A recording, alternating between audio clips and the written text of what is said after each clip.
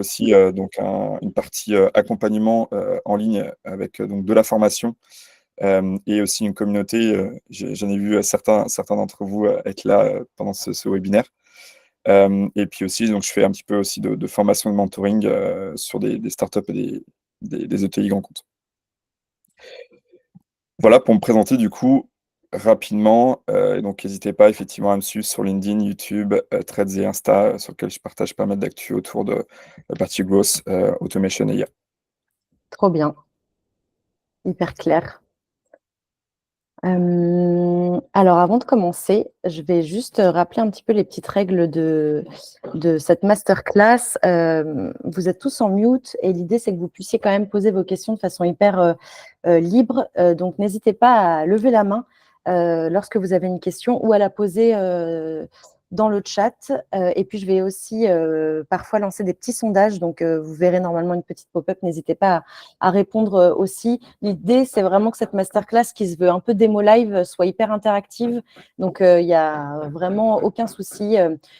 C'est simplement la petite règle à suivre de lever la main pour pas que ce soit trop l'anarchie, mais n'hésitez surtout pas.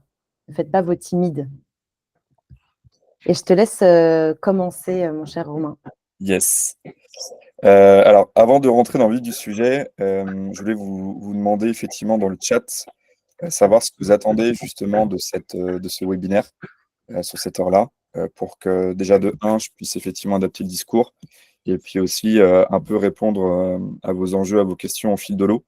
Comme ça, hop, je fais des ponts, et je fais des petites parenthèses par rapport à ce que vous attendez de cette session. Donc, n'hésitez pas à les mettre dans le chat. Ouais, n'hésitez pas. Et j'ai également lancé un petit sondage, savoir si vous êtes familier avec l'intégration de l'IA dans vos stratégies de prospection.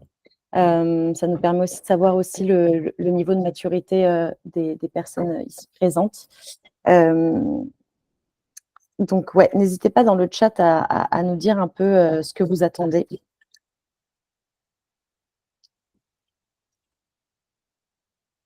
Hop. Et en termes de sondage, on est sur presque un 50-50 sur les personnes qui ont déjà utilisé l'IA dans leur stratégie de prospection. Ok, top. Louis-Édouard, tu attends quoi de cette session? C'est Pour une très bonne question. intégrer. Ouais. Et moi, je fais partie de la formation, en fait. Donc, je pensais Ah, surtout pour partager avec tout le monde et pour voir un petit peu comment est-ce qu'il fait les présentations justement de ce qu'il y a de manière plus complète dans la formation. Donc, moi, j'attends pas grand-chose de cet appel de base. Je suis pas forcément la meilleure cible. alors, on a Martin qui demande comment intégrer l'IA dans les automatisations, comment l'IA s'intègre dans le processus de la haute bande. Ça, Ouais. c'est Benoît. Et Sarah, voir aussi les différentes applications de l'IA sur la prospection, à quel moment ça rentre en jeu. Ouais. Super. Ok, bah, let's go. Et Let's puis, go. effectivement, ouais, Héloïse, n'hésite pas à me pinguer quand il y a des questions sur des choses. Ouais, combien coûte une inté aussi, peut-être la question de pricing. Et en effet, sur l'intégration dans les stratégies, on est sur vraiment quasi du 50-50. Ok, parfait. Let's go. Ok, donc pour cette session, je vous prévois donc une très très rapide introduction sur la partie effectivement growth automation et IA générative. Et on va vraiment aller directement sur donc les trois démonstrations live.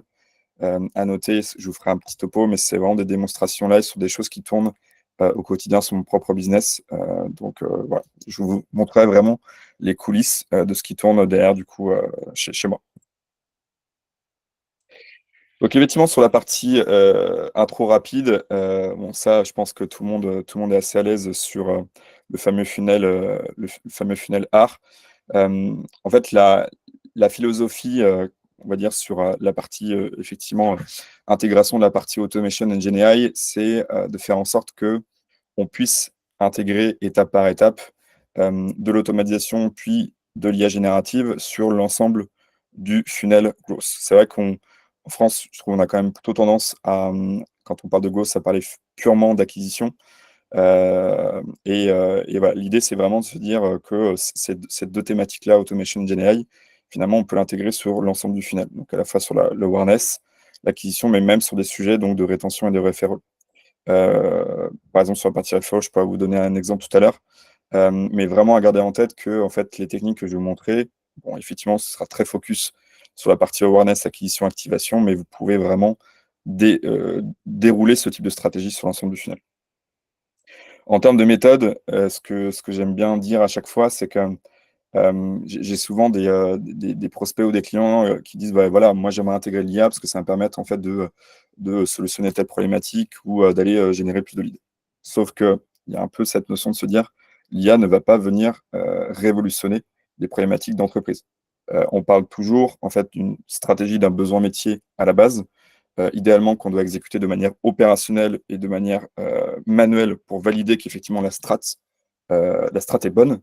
Une fois qu'on a validé qu'effectivement cette strat, par exemple une strat de prospection spécifique, performe bien, ok, ensuite on va aller travailler sur des logiques d'automatisation.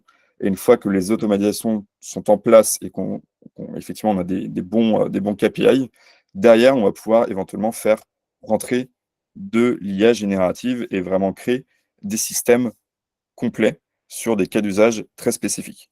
Et donc là, sur les 3 démonstrations que je vais vous montrer, c'est vraiment la méthode que j'ai faite. Je suis parti d'une stratégie, je l'ai exécutée de manière manuelle, ensuite j'ai automatisé, et pour certaines d'entre elles, j'y ai mis de l'IA générative quand c'était pertinent. Donc il y aura certains cas d'usage où il y aura de l'IA, pour d'autres pas forcément, parce qu'à date, ce n'est pas nécessaire de l'intégrer compte tenu des KPI, du retour sur investissement ou des métriques que j'ai sur les campagnes de prospection. Ça, c'est vraiment hyper important. Par exemple, il y a le sujet aussi que je vois régulièrement, c'est la personnalisation des contenus de prospection en allant chercher du coup de l'IA. Donc de générer ces contenus grâce à l'IA. Alors effectivement, ça peut être une technique intéressante, mais dans certains cas, ça vaut peut-être plus le coup d'avoir un contenu entre guillemets plutôt générique, avec de la personnalisation standard, comme par exemple prénom, nom d'entreprise, mais pour le coup de vraiment travailler davantage les intents, de venir travailler le contenu avec par exemple le lead magnet qui va bien, vous aurez peut-être et en général des meilleures performances en travaillant ces deux sujets-là qu'en voulant absolument personnaliser le contenu grâce à l'IA. C'est un point extrêmement clé. Et toujours baser en fait la mise en place de vos systèmes, toujours les analyser avec les KPI derrière. Super clair. Est-ce que vous avez des questions par rapport à cette mini-intro? C'est vraiment une mini-intro, mais je trouve que c'est important effectivement pour vous introduire derrière les démonstrations. Écoute, ça a l'air de bien être clair. Il y a une question de Rija, je pense qu'on pourra l'intégrer dans les démos tout à l'heure, de savoir quel est l'équilibre entre IA et tâches manuelles. Ouais. Alors effectivement, du coup, pour répondre à la question tout de suite, donc pour moi, en termes de séquençage, effectivement, c'est de commencer par exécuter les tâches de manière manuelle.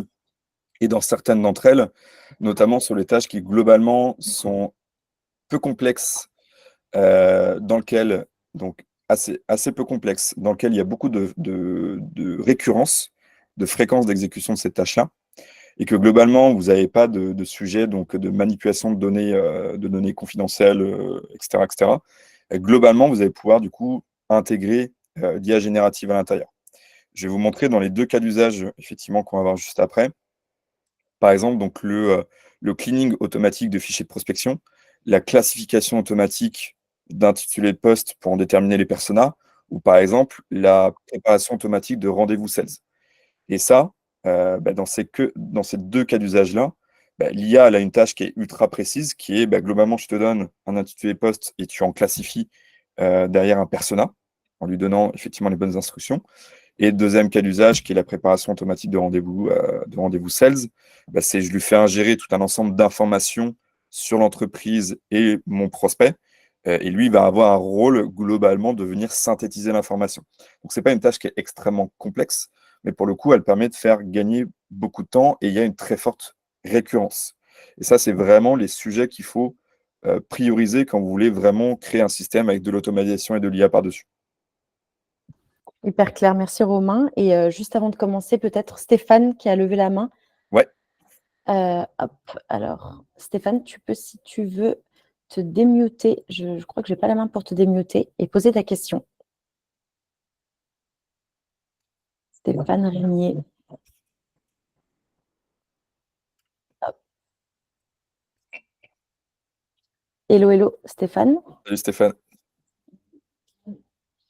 Ah, on t'entend pas. On ne t'entend pas, il faut juste que tu te démutes.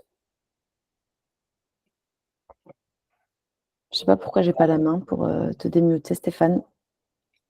Bon, ça, écoute, sinon, tu peux peut-être poser dans le chat si c'est ton... C'est bon. Ah, yes, c'est bon. C'est bon. Effectivement, quelque part, ma question rejoint la question intuitive, c'est que moi, je suis beaucoup dans l'IA depuis le code, même avant, il y a 5 ans avant.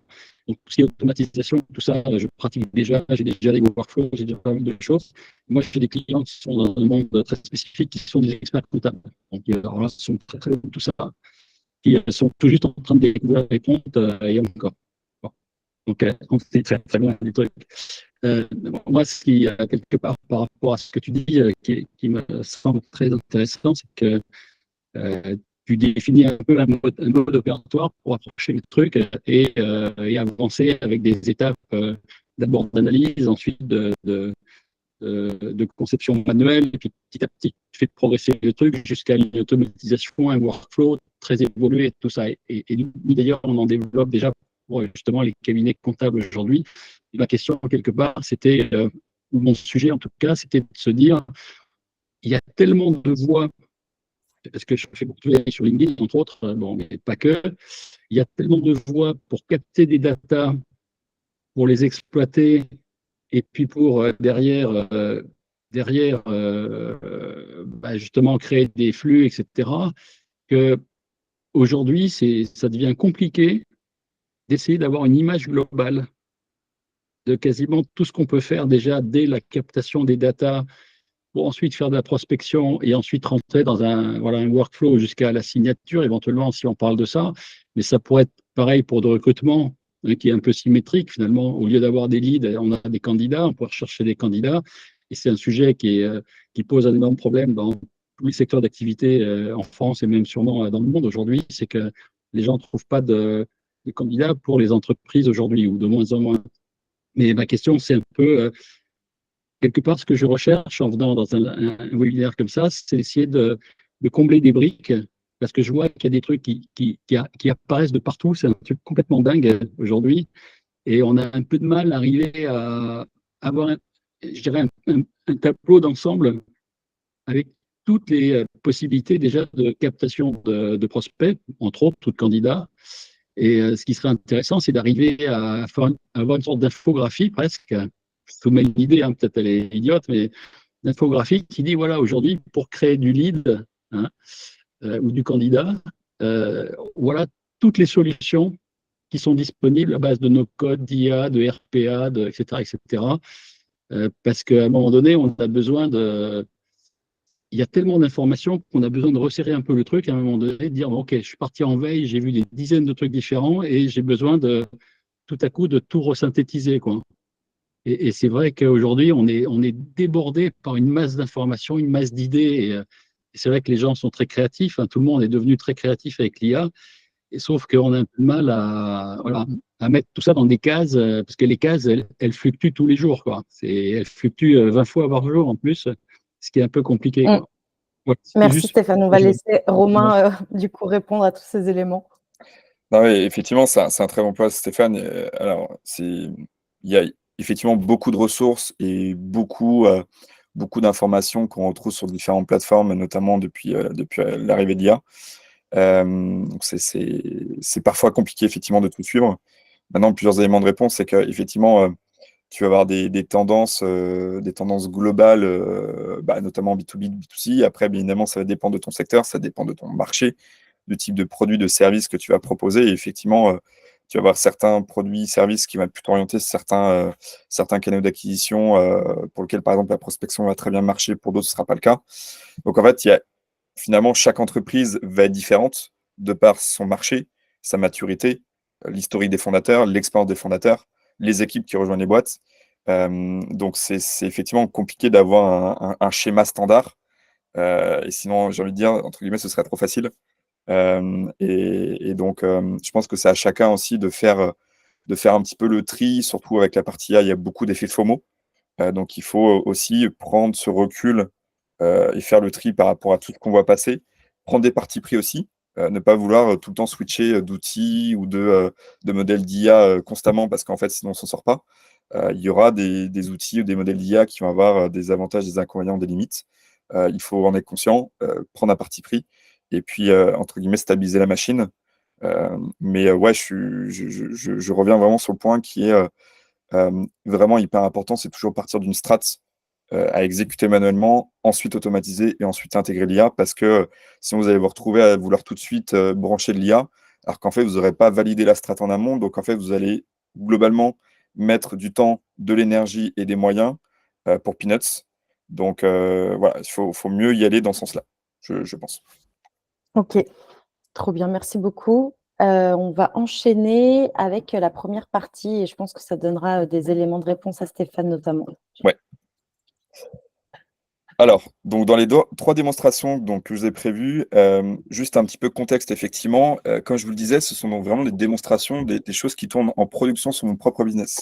Donc vraiment, je vais vous montrer les coulisses de ce qui tourne, et pour vous donner vraiment le contexte qui va être différent selon voilà, les boîtes dans lesquelles vous bossez. Donc moi, aujourd'hui, je suis freelance solopreneur. Aujourd'hui, donc le produit sur lequel aujourd'hui je concentre principalement la prospection, c'est justement l'accompagnement en formation en ligne 100% à distance, Growth Automation et IA. Donc ça, c'est vraiment le produit aujourd'hui que je vends. Et donc, sachant qu'en termes de personnages, je suis vraiment sur les nouveaux entrepreneurs qui sont conscients de l'intégration des automations et l'IA, que c'est important de l'intégrer dès le démarrage de leur boîte. Des nouveaux responsables sales, plutôt sur les TPE, PME, startup, nouveaux responsables marketing, chefs de projet digitaux, pareil sur les TPE, PME, startup. Donc, c'est là où je vais vraiment focus ma partie prospection. Et deux autres choses aussi, c'est que j'ai vraiment une stratégie qui est combinée all-bound, c'est-à-dire que je vais effectivement faire pas mal de création de contenu, notamment très orienté tutoriel, how-to, comment intégrer les automations et l'IA ensemble. Donc, ça va permettre de générer pas mal de traction. Et j'ai l'outbound qui vient en complément, donc à la fois pour ouvrir mon audience et à la fois pour les convertir, l'audience déjà existante qui est en interaction avec mon contenu que je publie déjà à date. Et surtout, j'ai aussi cherché à avoir la solution sur laquelle j'ai plus de maîtrise et qui est vraiment optimisée en termes de coûts et retour sur investissement. Donc ça, vraiment, ça va expliquer les différents choix que j'ai pu mettre en place derrière. Très clair, super. Du coup, cas d'usage numéro 1, première démonstration. Donc, c'est la partie social selling automatisée grâce au canal de prospection. Donc Hyper là, intéressant. Ouais. Déjà, je viens de lancer. Je me posais la question, avez-vous déjà testé le social selling comme levier de prospection? N'hésitez pas à y répondre. C'est intéressant de savoir. Je ne sais pas si tu vois les résultats en live, Romain. alors, je me connecte. Non, je ne les vois pas en live, mais du coup, je suis chaud. Alors, c'est à droite, tu vois les petits, tout en bas à droite, le petit triangle carré rond. Ouais, ok, très bien. Et là, sondage, normalement, tu vas pouvoir. Ok, parfait. Ok, super. Alors, on enchaîne. Top. Donc effectivement, social selling, c'est vraiment mettre en place tout un dispositif, donc notamment sur les réseaux sociaux comme par exemple LinkedIn, qui va permettre donc de créer du contenu pour pouvoir du coup déjà être exposé, être visible, créer de l'autorité sur votre marché, votre niche, et derrière donc transformer une audience en prospect et ensuite de prospect en client. Et c'est vrai qu'en général, on a un peu tendance à opposer l'inbound, donc vraiment la partie purement création de contenu, avec l'outbound qui est vraiment la partie purement, entre guillemets, campagne de prospection à froid. Et le top du top, c'est vraiment quand on arrive à mixer ces deux stratégies ensemble. Donc, pour vous donner un exemple, effectivement, il y a deux choses en termes de social selling sur lesquelles on peut coupler avec des outils de prospection. C'est donc quand vous faites un post LinkedIn sur lequel vous allez du coup créer, par exemple, une logique de lead magnet. C'est-à-dire, vous avez identifié une problématique, vous avez créé un contenu, donc disponible en format lead magnet, vous le publiez derrière sur LinkedIn, et voilà, typiquement, la logique de liker, commenter, et je vous partage derrière, en message privé, l'accès au lead magnet. Et derrière, vous avez un lead magnet où le lead, enfin, la personne doit déposer son prénom, son email, son numéro de téléphone pour pouvoir accéder au contenu à très forte valeur ajoutée. Je précise vraiment à très forte valeur ajoutée. C'est hyper important.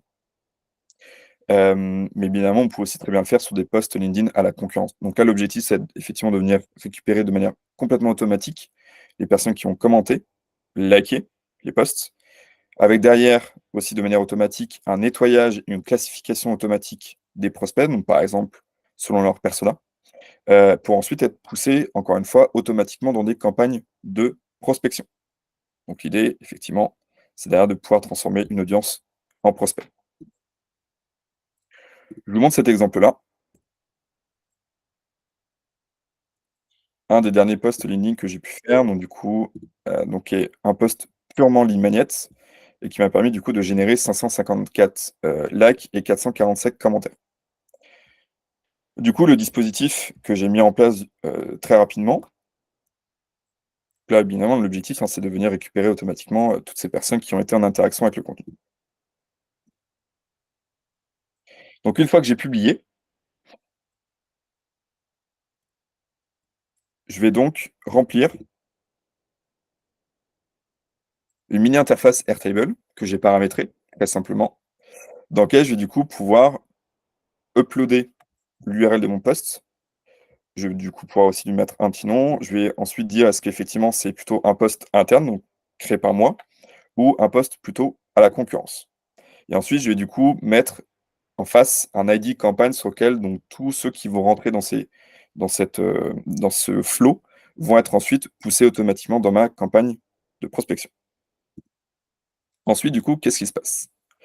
Il y a 2 flows en parallèle qui tournent. Le premier, effectivement, dès que je vais du coup renseigner cette URL de post que je viens du coup de publier ou un post à la concurrence, il va du coup venir récupérer automatiquement les personnes qui ont commenté le post en question. Donc ça, c'est notamment avec un module Phantom Buster en connexion API. Ici, je vais donc récupérer derrière donc l'ensemble des personnes qui ont effectivement commenté, qui viennent de ce résultat-là. Et ensuite, je vais pouvoir, donc là, c'est tout un ensemble de séquençage d'automatisation, je vais pouvoir du coup ajouter une ligne à chaque nouvelle personne qui effectivement a commenté ce post. Globalement, ça ressemble à quoi? Je vous montre tout de suite.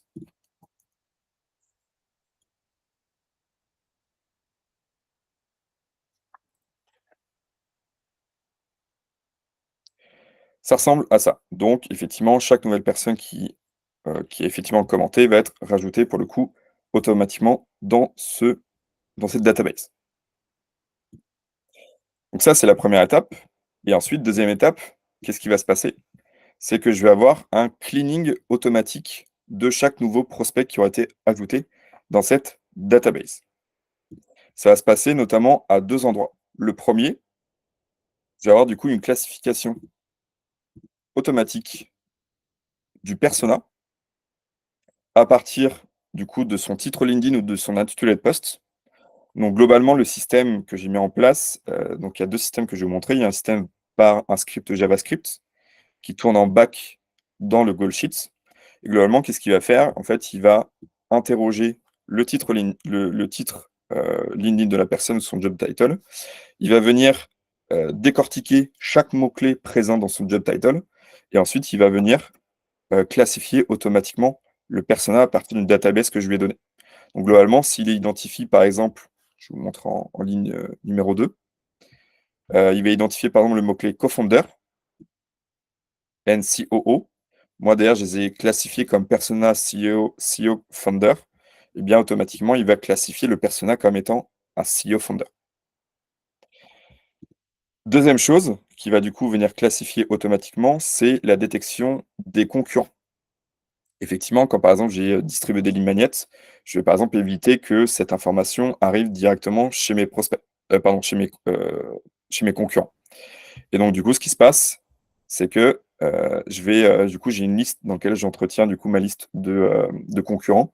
Et pareil, tous les concurrents sont exclus automatiquement s'ils apparaissent dans la liste des personnes qui ont pu commenter ou interagir en tout cas avec un de mes contenus.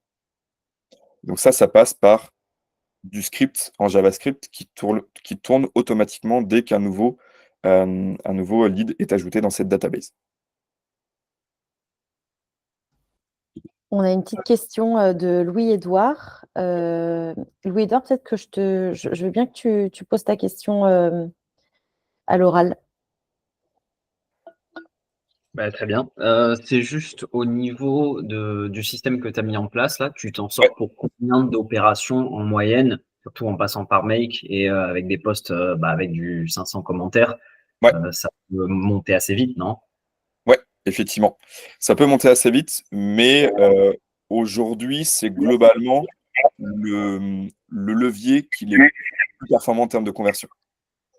Et en fait, j'ai remarqué que globalement, à force de faire ce type de post avec effectivement cette logique de lead magnet, au bout du deuxième, voire à peu près de la troisième interaction avec un troisième lead magnet, j'ai des très fortes chances de conversion derrière. Donc aujourd'hui, en gros, ma priorité, effectivement, c'est ça nécessite un petit peu de bande passante. Mais globalement, pour te donner l'exemple, moi, je suis en termes de. Je suis en train de regarder en live aussi, en termes de licence sur Make. Je suis sur la licence à 20 000 opérations par mois et c'est suffisant. Ok, donc ça reste en fait, ouais, ça reste acceptable, on va dire. Donc globalement, c'est 18 $ par mois. Ouais. Et Donc du c'est coup, ouais, acceptable.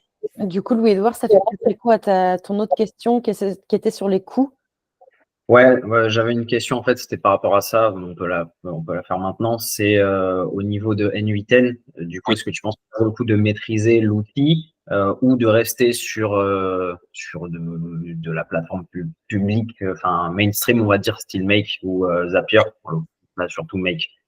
Ouais, effectivement. Moi, je pense que ça dépend du niveau, du volume de date, enfin, du volume d'exécution.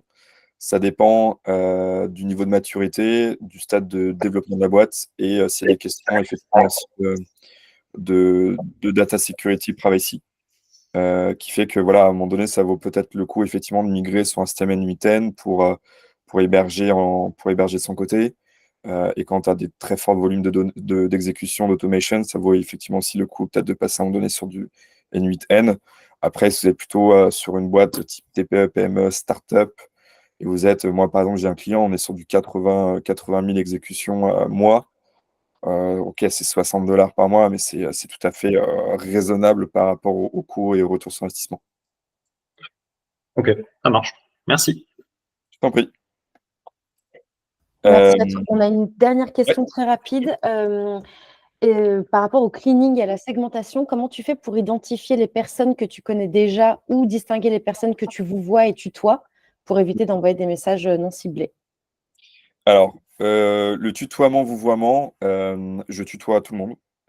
C'est entre guillemets un peu volontaire parce que ça permet effectivement d'avoir une proximité avec mon audience qui peut des fois ne pas passer.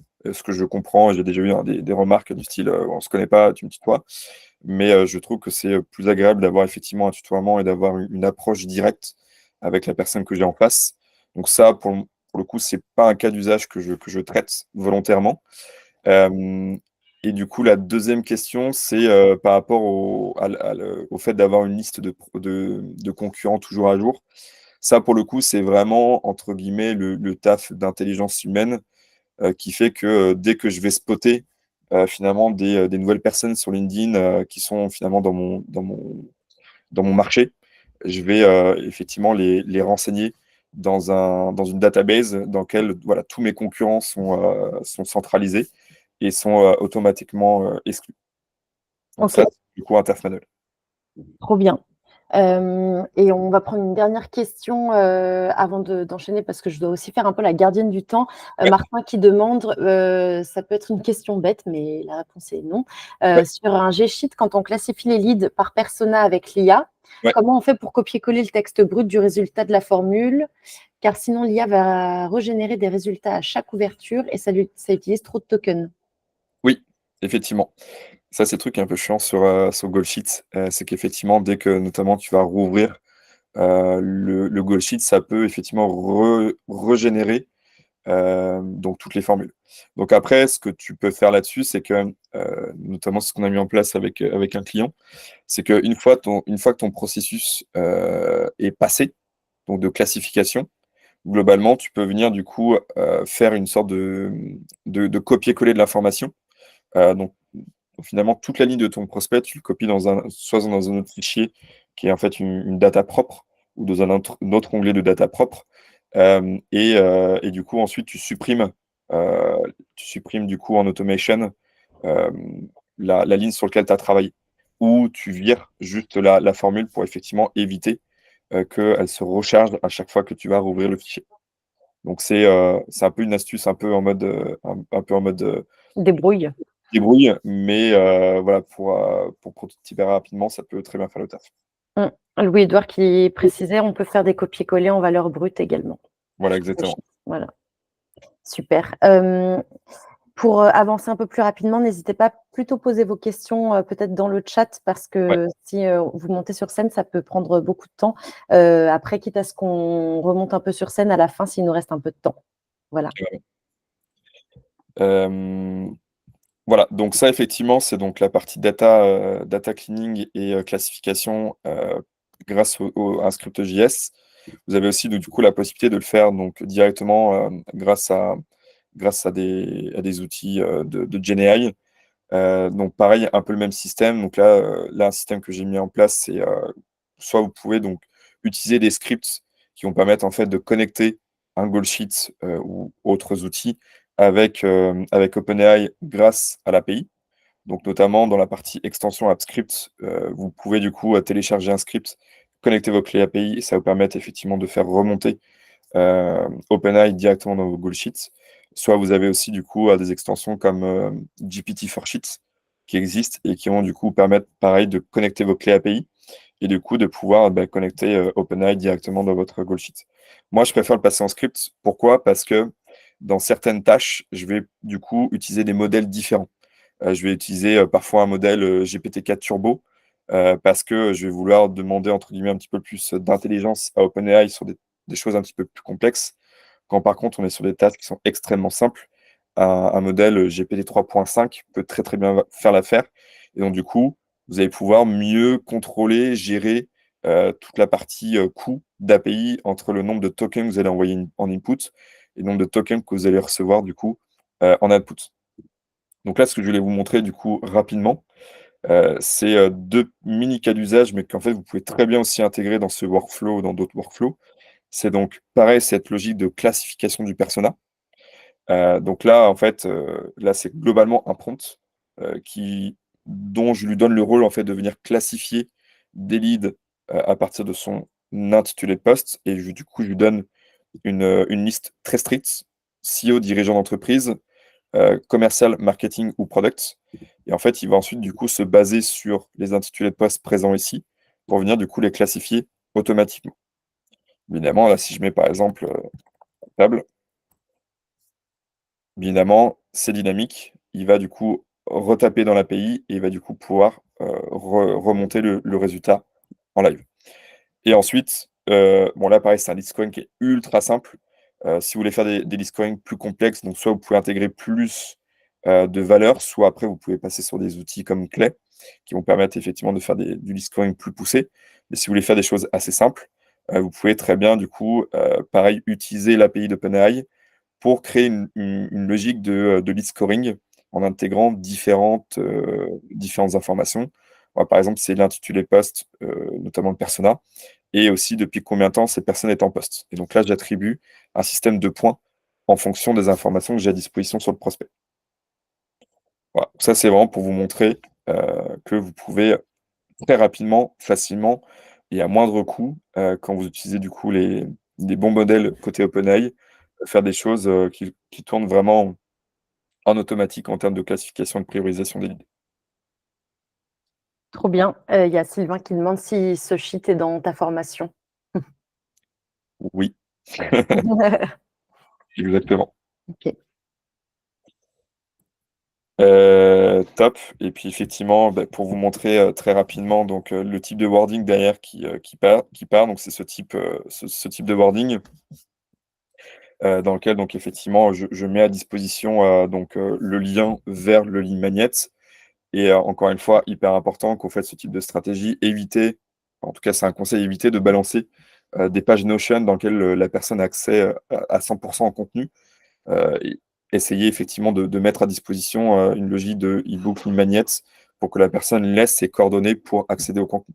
Ça vous permet de générer un flot continuel de prospects qualifiés qui vont du coup derrière, en plus, moi par exemple, ce que j'ai mis en place, c'est que j'ai vraiment un funnel dans lequel j'ai du coup du market automation qui tourne en automatique et qui va continuer à éduquer tous mes prospects qui rentrent dans mon funnel de vente.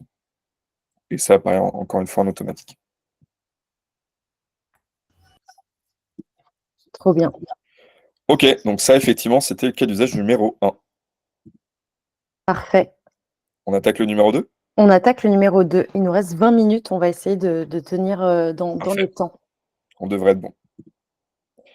Cas d'usage numéro 2, aussi, donc effectivement, par rapport au contexte que je vous donnais tout à l'heure, moi, l'un des intents signaux que j'ai détectés comme étant intéressants, c'est effectivement les nouveaux entrepreneurs, les personnes qui sont en train de monter un nouveau business et qui, globalement, veulent intégrer tout de suite les bonnes pratiques en termes de strat, de growth en B2B notamment, veulent tout de suite mettre en place un peu d'automation et commencer à intégrer l'IA des démarrages de leur boîte. Donc là, globalement, l'un des intents qui va être très intéressant, ça va être effectivement d'aller détecter au quotidien ces nouveaux entrepreneurs pour aller les démarcher, pas forcément pour vendre mon produit ou mon service en direct, mais plutôt pour les faire rentrer dans mon écosystème de contenu, les faire rentrer dans mon funnel de vente et effectivement les exposer avec beaucoup de contenu, avec beaucoup de valeur. Et c'est ce qui marche pour le coup aussi extrêmement bien. Donc, comment je fais? C'est donc notamment pour aussi éviter donc, la duplication des outils et d'augmenter le prix de la stack. Globalement, je me suis en fait assez basiquement plugué sur 16 navigateurs. Du coup, pour pouvoir, donc déjà, donc forcément dans 16 navigateurs, donc je me suis fait ma liste d'audience qui marche bien, notamment donc, pour pouvoir derrière donc, détecter tous les jours les nouveaux entrepreneurs, les nouveaux responsables sales, les nouveaux responsables market ou chefs de projet marketing digital. Et je viens du coup exploiter la fonctionnalité de Sales Navigator qui permet en fait tous les jours d'être notifié quand d'être notifié du coup tous les jours quand vous avez du coup des prospects qui rentrent dans vos critères de recherche sur les 24 dernières heures. Et en fait, ce que je vais faire, c'est que je vais en fait, c'est toutes les nuits ou tôt le matin, je vais du coup me connecter en automatique dans mon compte SalesNav. Je vais du coup extraire cette liste en automatique, me créer du coup une ligne dans ma database et faire le process de data cleaning, d'exclusion, comme on a pu le voir juste avant. Je vous montre rapidement dans Make à quoi ça ressemble.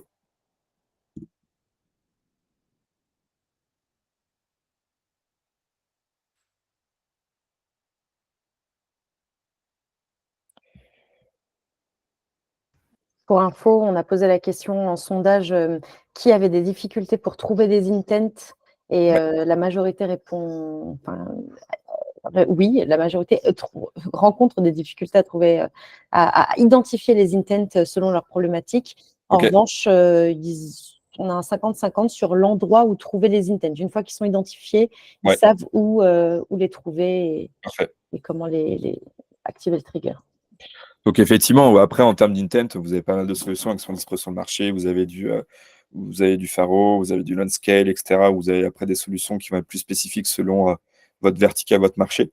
Là, c'est une solution, entre guillemets, un peu plus générale qui permet effectivement de toucher plus de cas d'usage et surtout qui permet en fait de pouvoir exploiter déjà plein d'outils déjà à disposition. Et donc effectivement, donc là, notamment, c'est bien Phantom Buster où je vais du coup pouvoir donc me connecter à SalesNav. Dans cette requête-là, c'est là où effectivement je vais du coup jouer avec l'URL de SalesNav pour du coup venir triquer et récupérer en fait les résultats des 24 dernières heures.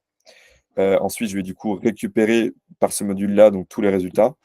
Et ensuite, je vais donc du coup créer une ligne spécifique pour chaque nouveau prospect. Donc là, par exemple, ce matin, j'ai donc 82 nouveaux prospects qui ont été du coup extraits automatiquement depuis 16 names. Et ensuite, comme ce qu'on a vu avant, j'ai donc mon process standard de classification des personas, d'exclusion des concurrents, etc., etc., qui fait que derrière, ensuite, ils vont être poussés automatiquement dans des bonnes campagnes de prospection qui vont être en plus segmentées par persona. Donc, je vais avoir mon persona nouvel entrepreneur, nouveau sales, nouveau dear market, nouveau freelance, nouveau coach, etc., etc. Et tout ça, ça tourne effectivement en autopilote. Trop bien. Pas de questions jusqu'ici. OK. Top. Et effectivement, pour vous montrer rapidement le scénario.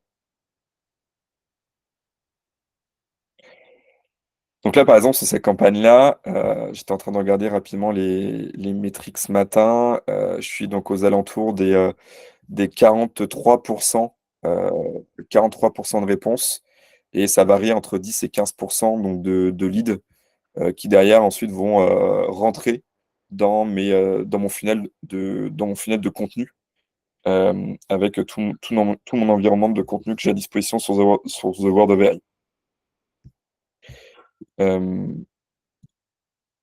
Donc voilà, et effectivement, ce que vous voyez à l'écran ici, hop, c'est que donc une fois que les différents prospects sont nettoyés et remplissent mes différents critères de filtre, ils sont ensuite donc envoyés dans les différentes campagnes de prospection selon le persona et pour le coup de manière complètement automatisée aussi. Et là vraiment derrière je travaille vraiment le wording et le lead magnet pour générer la partie la conversion d'audience à lead.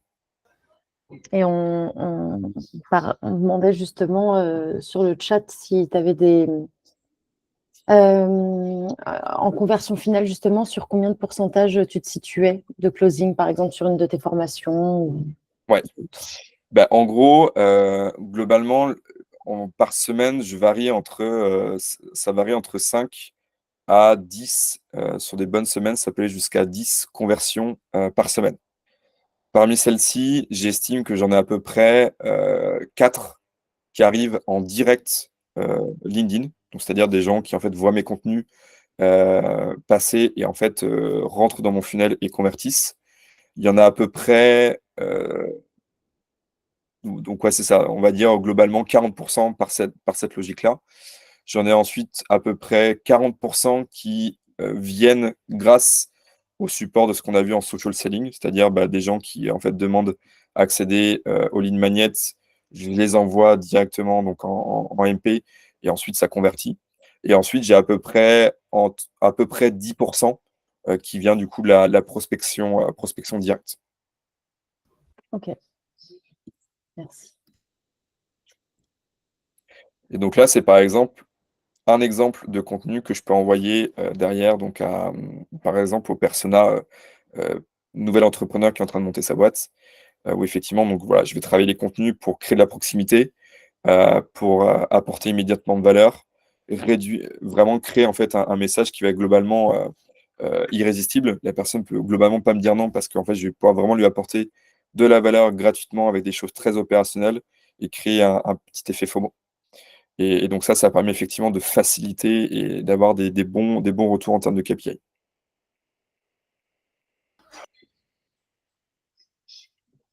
Magnifique.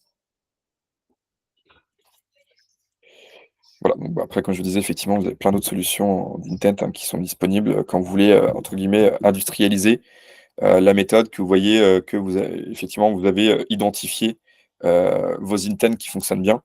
Et donc, pour le coup, vous avez des solutions clés en main qui vous permettent voilà, d'aller un cran plus loin. Trop bien. Merci beaucoup, Romain. Une On a question. une petite question de Martin, oui. Ouais. Je la découvre en même temps. À mon sens, on ne peut pas trouver des intents pour tous les marchés, toutes les cibles. Certaines offres s'y prêtent plus que d'autres, et même si les intents sont très importants et peuvent apporter un vrai plus aux campagnes de prospection, ça n'est pas une fin en soi. Qu'est-ce que tu en penses? Alors effectivement, selon les marchés, les industries, les intents soit sont très difficiles à déterminer, enfin, déjà à comprendre. Et ça peut être aussi la difficulté d'avoir la capacité de les détecter. Donc après, voilà, il y a des solutions comme par exemple Faro qui permettent en fait d'industrialiser la détection des intents. Donc ça, pour le coup, voilà, tout ce qui va permettre de détecter des augmentations d'effectifs sur des technologies qui sont utilisées, bah, ils arrivent notamment à récupérer l'information, par exemple, sur Front, au niveau des codes HTML des sites web, etc. Ils arrivent à, du coup, à remonter les technos qui sont utilisés. Donc ça, globalement, c'est un peu comment dire, les outils que je vais appeler d'industrialisation d'intent. Après, sur des choses très spécifiques, soit en fait, vous pouvez du coup les détecter. Moi, par exemple, j'avais un client donc, qui est dans l'environnement des API. Il fallait effectivement réussir à récupérer des entreprises qui, pour le coup, ont des URL dans leur nom de domaine qui ont des mots-clés dans les slugs d'URL du type API ou doc-API, ce genre de choses. Et donc là, on est sur un intent qui est, pour le coup, beaucoup plus spécifique, mais il y a des solutions qui vont vous permettre en fait de pouvoir automatiser la détection des URL et donc des entreprises qui ont des URL spécifiques de ce type-là. Ou quand par exemple vous allez récupérer un énorme dataset de, je sais pas, 1000, 2000, 5000, 10 000 entreprises, en fait vous allez pouvoir automatiser le fait de pouvoir faire des requêtes dans Google et identifier ces entreprises-là qui effectivement ont bien des URL de ce type-là. Donc là, on est vraiment sur quelque chose de plus spécifique, mais il y a des solutions parfois qui peuvent permettre de le faire. Je Et sais pas si c'est clair. ouais, c'était assez clair. Ça me fait penser à Jérôme Rossa qui avait expliqué que sur un de ses clients, pour capter le niveau de maturité des prospects, Ouais. ils étaient allés voir s'il y avait du Google Ads qui tournait chez eux. Et c'était un intent un peu détourné pour capter et déduire en tout cas le Ouais. niveau de maturité de ces personnes. Donc ça, c'était plutôt intelligent, je trouve, comme manière de faire. Carrément. Et d'ailleurs, pour ça, dès que vous allez vouloir finalement détecter des intents sur les environnements Google Search, bon, principalement Google Search, voilà, vous avez une solution type SerpAPI, mais vous avez plein d'autres qui permettent de faire ça. SerpAPI, elle est hyper intéressante dans le sens où en fait, vous avez vraiment la capacité, la possibilité de vraiment explorer tout l'environnement Google. Donc voilà, typiquement, toute la partie ads, Moi, j'ai un client aussi, par exemple, euh, qui est effectivement dans le coworking, c'est identifier des clients qui sont situés dans des adresses physiques d'espaces de coworking à la concurrence. Enfin, Mhm. voilà, typiquement, intent spécifique. Il n'y a pas de solution industrielle là-dessus, mais par contre, en fait, on identifie les adresses des espaces de coworking concurrents. Et une fois qu'on a identifié l'adresse des espaces de coworking concurrents, on est capable de remonter la chaîne, identifier les entreprises qui sont basées à cette même adresse. Mhm. Et on remonte la chaîne comme ça. Donc voilà, c'est une forme d'intent spécifique selon ton marché. Et pour compléter, il y a du coup Benjamin qui disait il y a Wapalizer aussi pour les intents. Ouais. Il y a un thread sur le Playground qui est vraiment dédié à la détection des intents. Et Baptiste, dont j'ai oublié le nom de famille, a généreusement partagé un doc qu'il a où ça fait plusieurs mois qui référencie et tous les intents et tous les tools pour aller les détecter. Et il l'a mis sur le Playground. Donc, je sais qu'il y a un thread très complet sur cette Ouais. question des intents. Donc, n'hésitez pas. Et avant Calme. de commencer sur le dernier use case, il y a Louis-Edouard qui posait la question du follow-up sur LinkedIn. Là, tout à l'heure, tu montrais ta séquence LGM avec Oui. tes wordings. Oui. À combien de relances tu te limites et qu'est-ce que tu penses du follow-up sur LinkedIn? Et j'en profite juste pour amorcer le dernier use case où je lance un petit sondage. Ça concerne les sales, mais je veux bien ta réponse sur le follow-up. Ouais. Alors, moi, j'ai volontairement un follow-up qui est assez léger, puisque moi, mon objectif, effectivement, il est vraiment de pousser à un maximum de contenu à très forte valeur ajoutée.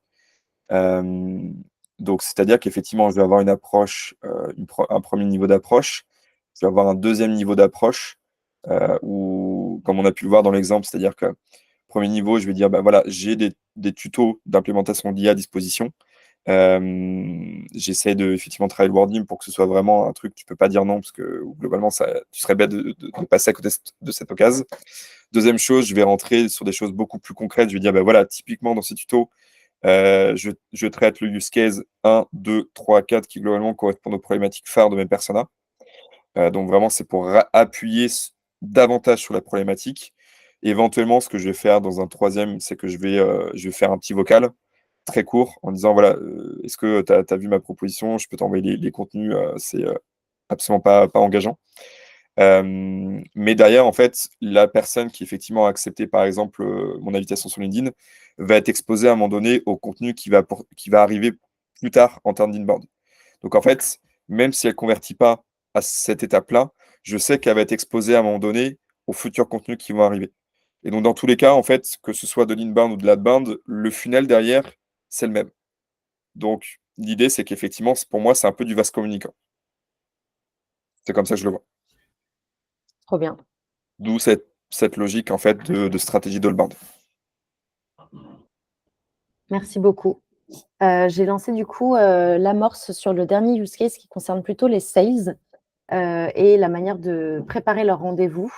Et alors, je regarde un peu les résultats. Je posais la question, est-ce que vous avez déjà ressenti une frustration dans la relation growth sales, notamment quand un sales ne convertit pas vos leads apportés? On a eu peu de réponses pour l'instant, mais on a eu un oui, un non, donc 50-50. Ah, ça y est, ça arrive. Donc, non, plutôt les gens n'ont pas ressenti cette frustration.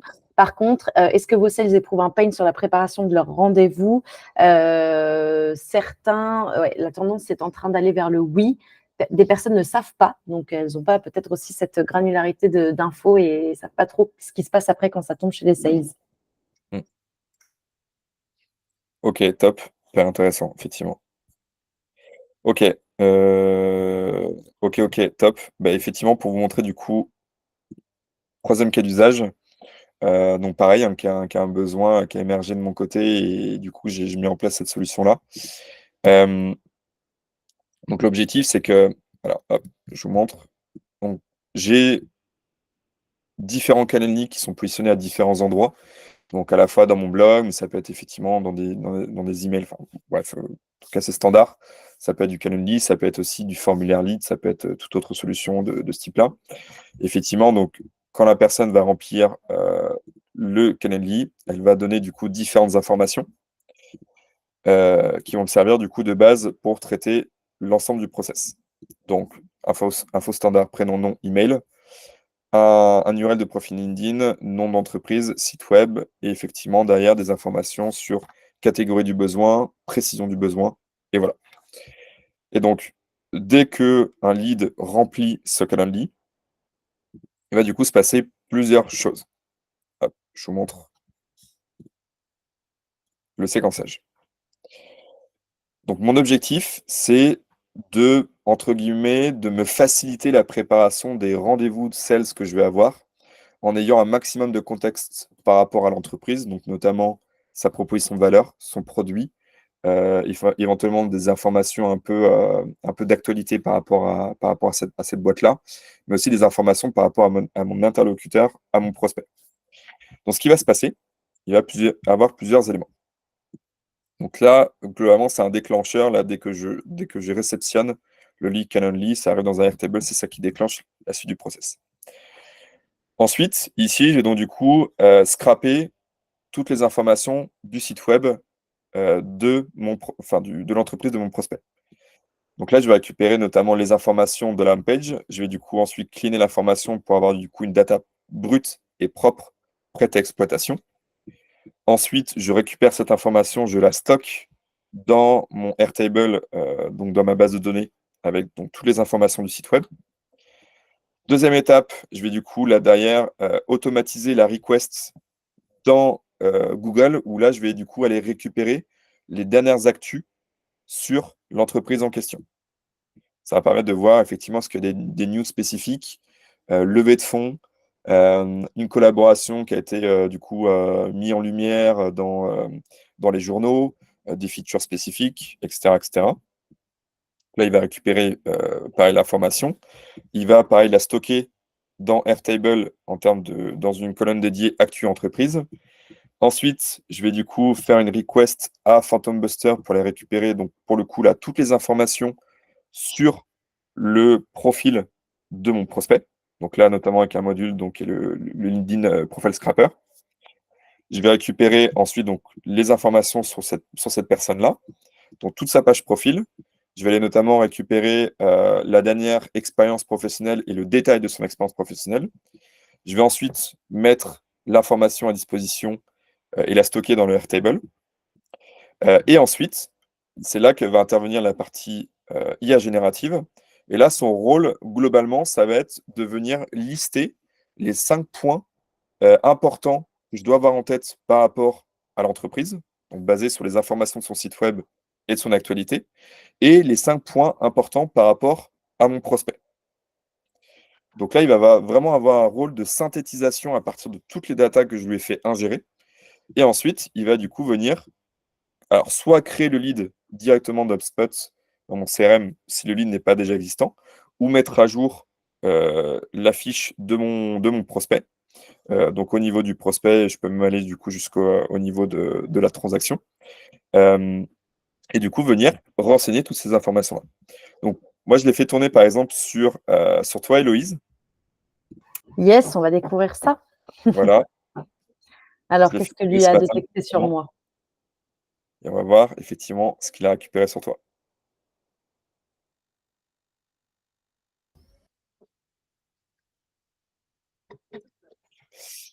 Voilà, donc là, effectivement, donc je suis bien sur ta fiche.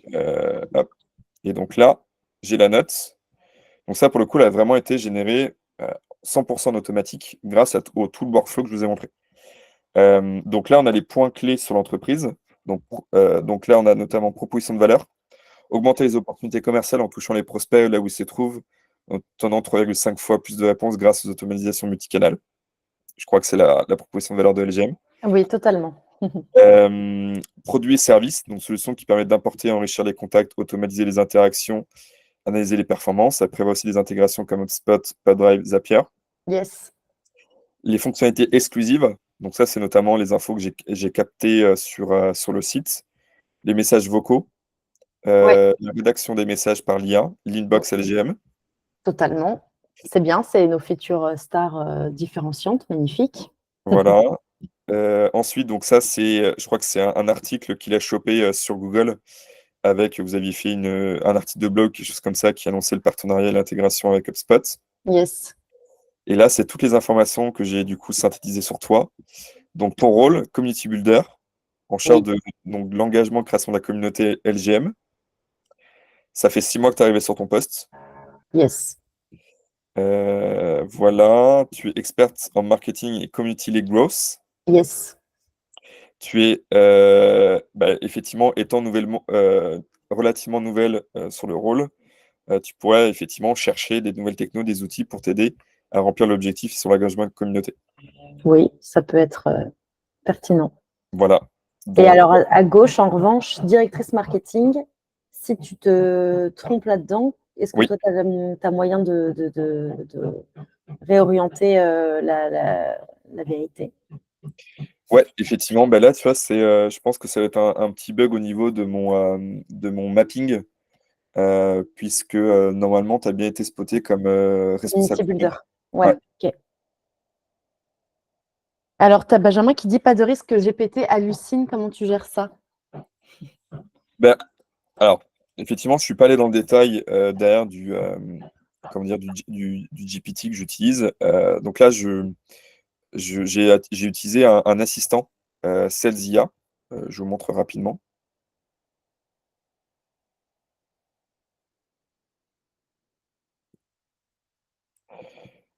Qui est donc ici. Donc là, j'ai donc mon prompt qui est donc que j'ai paramétré à l'intérieur. Là, je lui fais en fait ingérer la documentation par rapport au contexte de ma boîte, ma proposition de valeur, etc. Ce qui est toujours ultra intéressant quand on veut voilà, travailler sur des logiques d'automatisation et de venir plugger des assistants IA. Et en fait, globalement, dans la manière dont je structure le prompt, je lui dis vraiment tu dois baser effectivement ton output uniquement sur les données à disposition sur le prospect. Donc en fait, il y a assez peu, entre guillemets, assez peu de chances d'hallucination, parce qu'en fait, son rôle, il va devenir de résumer de la donnée que j'ai récupérée sur l'entreprise et sur le prospect, et qui est une donnée, pour le coup, hyper fraîche, que je lui fais ingérer. Donc je ne lui demande pas d'aller sur Internet, je lui donne en fait l'information qui doit venir résumer. Donc, le risque d'hallucination, finalement, il est assez faible. Ok. Petite question de Martin. On est d'accord que si la personne n'a aucune info sur son profil LinkedIn, on a les infos sur la boîte, mais rien sur la personne. Exactement. En fait, c'est vraiment globalement, comme c'était un sales qui prépare le rendez-vous. Il va sur le profil LinkedIn de son prospect. Effectivement, il se rend compte que il n'y a aucune information sur le profil LinkedIn. Globalement, il va manquer d'informations. Donc après, ça, c'est globalement, il y a 3 blocs, hein. C'est information, homepage du site web, ensuite actu, ensuite page profil du prospect. Après, selon effectivement la- la- votre besoin, selon des spécificités de votre marché, de votre niche, en fait, vous pouvez adapter et chercher des informations plus spécifiques. C'est tout à Trop fait bien. possible. Merci beaucoup.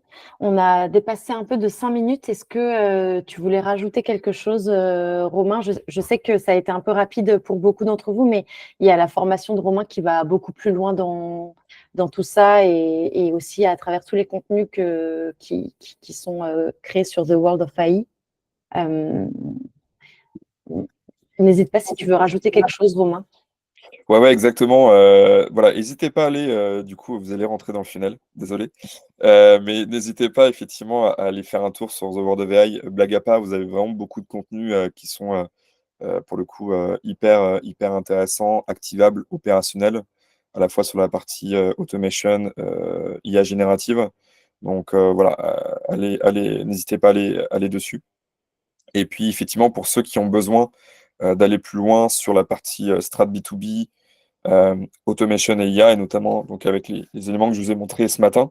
Il y en a plein d'autres, hein. Il y a 80 modules de formation, 6 heures de contenu vidéo, on a une communauté, donc voilà, il y a pas mal de gens qui sont là au webinaire aujourd'hui. On est tous ensemble dans la communauté, il y a aussi un support en one-to-one avec moi. Voilà, donc ceux qui ont besoin d'avoir cet accompagnement en ligne pour aller sur ces sujets, n'hésitez pas à me contacter ou aller faire un tour sur le site. Voilà, le dispositif est fait pour ça. Yes, et il y a aussi du coup ta disponibilité que tu as généreusement donnée sur le Playground en étant advisor. Donc, si aussi sur le Playground, vous voulez pinguer Romain, lui poser des questions, il est présent et il fait partie des experts advisors qui peuvent aussi se mettre à dispo pour vous débloquer sur des problématiques. Benjamin demandait plus d'infos sur ta formation. Je ne sais pas si tu as un lien à dropper ou quoi rapidement dans le chat. Ouais. Alors, il y a le QR code et sinon, ouais, je vous envoie tout de suite le lien dans le chat. Nice. Bon, en tout cas, un grand merci à tous pour vos questions. Merci Romain pour tout ce contenu. C'était hyper instructif et je pense que ça a plu au vu des messages qu'on reçoit. Donc c'est chouette.